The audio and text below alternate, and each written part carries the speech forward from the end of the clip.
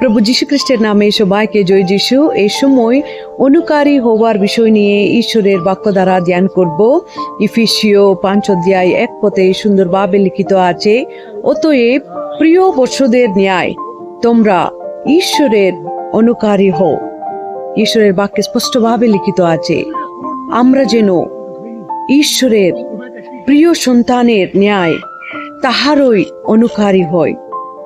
অনেক সময় এই জগতে থাকাকালীন আমরা আমাদের প্রিয়জনের অনুকারী হতে চাই, আমরা যাকে পছন্দ করি তাদের অনুকারী হতে চাই, কিন্তু ঈশ্বরের বাক্য আজকের দিন আমাদের সঙ্গে কথা বলছে আমরা যেন ঈশ্বরের প্রিয় সন্তানের ন্যায় তাহারই অনুকারী যেন হয়।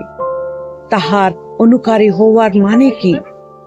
আমাদের ঈশ্বর যেমন আমাদেরকে ভালোবাসেন, যেমন আমাদের উপরে দয়া দেখান, যেমন আমাদেরকে ক্ষমা করেন, যেমন ভাবে আমাদেরকে দেখাশোনা করেন, সেইভাবে আমরাও যেন একে অপরকে প্রেম করতে পারি, ক্ষমা করতে পারি, ভালোবাসতে পারি, দয়া দেখাতে পারি, সাহায্য করতে পারি।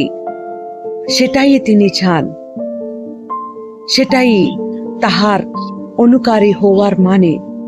তাই জন্য এই জগতে থাকাকালীন অনেক রকমের চিন্তা ভাবনা, আশা অভিলাষা আমাদের মনের মধ্যে আসতে পারে, কিন্তু ঈশ্বরের বাক্যে বাধ্য হয়ে আমরা যখন ঈশ্বরের প্রিয় সন্তান হয়ে তাহার অনুকারী হইব, তিনি আমাদের জীবনে অনেক বড় বড় কাজ করিবেন।